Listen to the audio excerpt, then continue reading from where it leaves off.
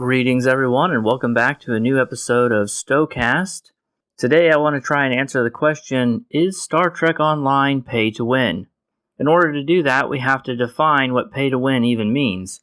There are a lot of definitions floating around, and they all have some kind of a problem with them, so I think we should go through it, because sometimes short questions can have long answers. We'd all like to ask, is this game or that game pay to win? And then be able to get a straightforward answer, yes or no. But whether or not you consider something pay to win might be different from what I consider to be pay to win. Really, when it comes to definitions, they're only useful if they help us make decisions or to help us understand things better. Simply labeling something pay to win and having that have no consequences isn't very useful. So I don't like the overly liberal definitions of pay to win. For example, people have claimed that if you do a pre-order bonus or you order the deluxe edition and you get, some minor little trinket like an upgraded weapon, for the first mission or whatever, that's pay to win.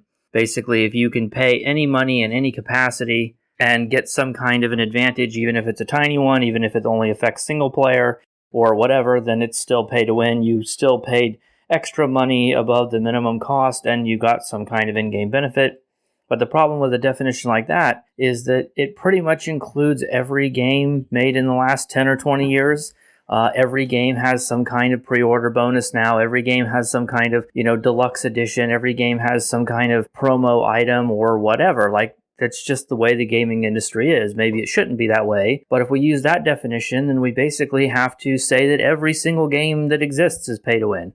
And then it becomes useless, because if we're trying to use it as a metric for whether a game is worth our time or not, or whether we should play it, then you would have to categorically rule out every game.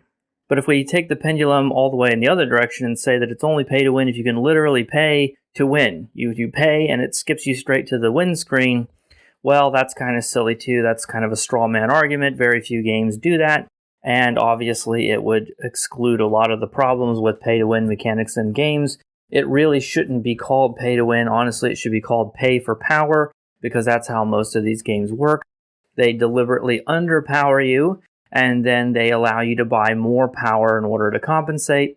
That is in the case of single-player games, or when it comes to PvP games, they let you buy advantages over your opponents. And even if it's possible to earn all of those things by playing the game, it ends up being practically impossible once you get into it after a little ways. People who pay can also do the same grinding. So if you're talking about a PvP game, then, a free player might be able to grind out all of the power that you can get by paying for it, but the paid players can also do that and then pay for more on top of it, so it becomes a situation where you can't really overcome paid players. Paid players will always have an advantage. That's the way those games are designed, because they want you to pay. And oftentimes they'll put you against fake opponents in some of these games. You'll go into PvP when you're new to the game, and you'll get matched up with another quote-unquote real player, but it's not actually a real player, it's actually a computer player. They just want you to get accustomed to the idea that you can win, so you win a lot, and then eventually they drop you in with actual real players, and now that you've become used to the idea that you should be able to win, you're no longer winning, then you're going to break down in a moment of weakness and pay for power so that you can start winning again, and people fall for this stuff. So if we're talking about pay for power, not pay for win and not pay for anything, but just specifically pay for power, then we have to break it down a little bit further, because excess power is harmless. If I have a car that can go 60 miles an hour, that's really no worse than a car that can go 200 miles an hour, at least here in the United States. The speed limit in most of the country on most highways is 55 miles an hour. And so a car that can go 60 miles an hour will have no problem, because you're not supposed to go more than 55 miles an hour anyway. So having a car that can go 200 miles an hour is really of no benefit, unless you're trying to race or something like that. So if the game offers you a chance to buy more power, but that power is completely unnecessary or useless, at least as far as the game is concerned, then does it really matter? And I would argue no. Pay for power is only a problem if the game makes the difficulty artificially high, so that you have to pay for power in order to get through the single player content, or if it's a PvP game and you're paying for power so you can beat your opponents, not with skill but with money. Those are the two times when it's a problem. So a game could be technically pay to win in the sense that there are things you can buy that will give you an advantage, and maybe they don't necessarily automatically make you win. It's still possible to lose even if you spent money, but it's still not a problem, or it is a problem. It kind of depends. It's a case-by-case situation, and you have to look at each game differently and ask yourself, are the paid mechanics in this game a problem or not? So when it comes to Star Trek Online, spoiler alert, I do not consider Star Trek Online to be a problem when it comes to pay to win. I wouldn't play it if it were. I have no interest in playing any game where I think pay to win mechanics are a problem. I would never have a YouTube channel about such a game. I would never promote such a game or recommend such a game. So obviously, I don't think it's a problem in Star Trek Online, or you wouldn't be here and I wouldn't be doing this recording right now. So let me explain why I don't think it's a problem. The only two instances where it is a problem, and some of you might already be thinking about this, is one of them is PvP, but I would point out that PvP is an extremely minor part of the game. It feels like something that's just tacked on. If you were to remove PvP from the game completely, like just cut it off, you come out with a patch note, PvP has been removed from the game, it's no longer an option, it's not in the menu anymore, it wouldn't change that much. It might make the PvP players angry, but it's not really what the game is about. It's not what most of the content is about. It's not really what most of the development resources go to. It's not how any of the balancing decisions are made. It's just an extra thing that was tacked on that you can participate in or not. It's completely unbalanced because of that. And frankly, PvP in MMORPGs never really work out that well anyway. It's a balancing nightmare for Blizzard when it comes to World of Warcraft, and they have untold piles of money and developers to try and balance all of that, and they never get it right. They're always tinkering with it every expansion. So I don't really expect Cryptic to be able to do it. So I don't really think technically it is a problem. When it comes to PvP and Star Trek Online, it is pay to win, definitely. There's no doubt about that, which is why I don't do it. Well, the other reason is that I don't like PvP anyway. I'm not really a PvP player. I'm not drawn to PvP games or PvP mechanics. Try to figure out how many times I can say PvP in a row. PvP, PvP, PvP, PvP. Okay, I'll stop. But yeah, so it is a problem for PvP, but I mean, that's not really the game. So technically, yes, it is a problem. The other way that it is a problem is something that is entirely a creation of the player base and not the game. DPS chasing, that is something that I do. I'm a DPS person. I'm pretty casual about it. I don't take it as hardcore as a lot of other people do. I'm not itching to get 1,000,000 DPS or anything like that. If I really cared that much, I wouldn't be flying a human engineer. I would have a Romulan alien tactical captain, and I would be, I would have a lot more Endeavor points and all of that. So that is my preferred in-game activity, but I'm not super duper hardcore about it. But it is kind of pay to win. You can do very well for yourself free to play. I think I've proven that. I'm like 240k DPS with my free to play account. That's only about a year old. But if you want to get 1,000,000 DPS, if you want to get 1.5 million DPS, if you want to be in the top 10 of the DPS meters, then yeah, it's pay to win. You're going to have to fork out money. There's just no way to overcome that. I'm sure someone out there will say that you can.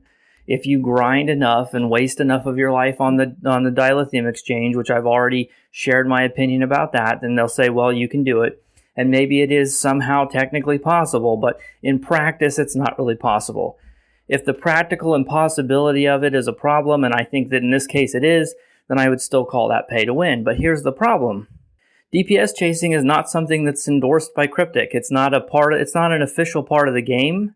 All of the tools and the DPS parsers, I mean, they know we do it, right? They even release products sometimes to cater to us, and they allow us to do it. If they wanted to stop it, they could. They could just remove the combat logs from the game. They could just make it so that the client no longer generates combat logs, and that would be the end of it.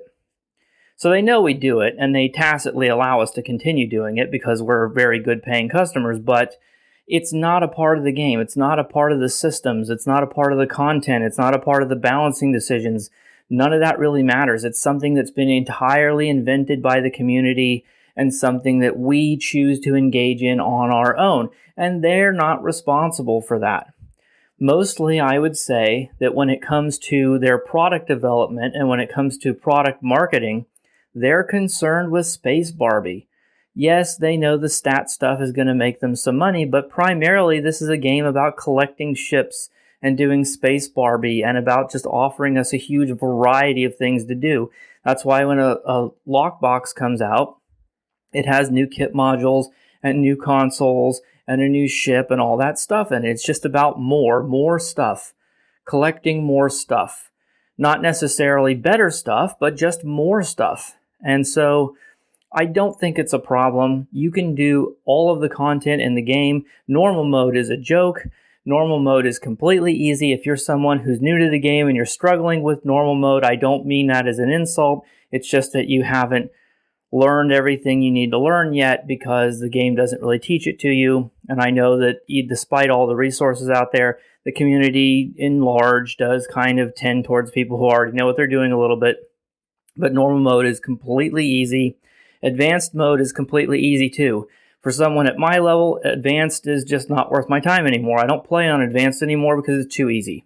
It's too easy and it's not fun anymore. So I only play on elite now. But even if you only play on elite, you can still do that for free. So even when you engage in the hardest difficulty the game has, you still don't have to buy anything. You can do all of the missions and story content and TFOs on elite difficulty for free. And it's just not that big of a deal. So I don't think it's a problem in Star Trek Online. I think it's analogous to the car situation I talked about before, where the speed limit's 55 miles an hour. So yeah, maybe, people like Augmented Dictator are out there doing over 1 million DPS, but you don't need 1 million DPS to play the game. For elite content, you probably want to be doing more than 200, but that's easily doable. You only need a car that can go 55 miles an hour. You don't need a car that can go 200 miles an hour. So all of the extra power that you can buy in the game is just excess. And it only matters if you choose to make it matter. It only matters if you choose to engage in the player-created part of the game where we care about that stuff. So this video is getting pretty long now. It's already over 13 minutes. So I'm going to go ahead and end it. But just to recap, in my opinion, pay to win should really be called pay for power. And whether or not it's a problem, whether or not it's a good indicator of whether a game is worth your time or not, is does that power necessary? Is that power needed to get through the single player content, or does it give you a real advantage in the PvP aspects of the game if PvP is the main part of the game? If the answer to those questions is yes, then it's probably not worth your time. But if the answer is no to any of that, then it's probably okay. I have no problem with including goodies with pre-orders or deluxe editions. I have no problem with games like Star Trek Online selling us extra power when it's not necessary. So I think that in the grand scheme of things, at least in my own definition, it's not pay to win, and it's not a problem. But maybe you disagree, so why don't you let me know in the comments what your definition of pay to win is, whether you think Star Trek Online is pay to win. If you think it is pay to win, but you still play it anyway, then why?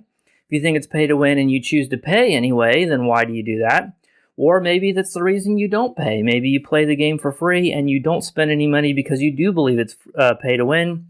I would love to get all of the spectrum of opinions that you guys have, so please leave them down below. Don't forget to like and subscribe, yada, yada, yada.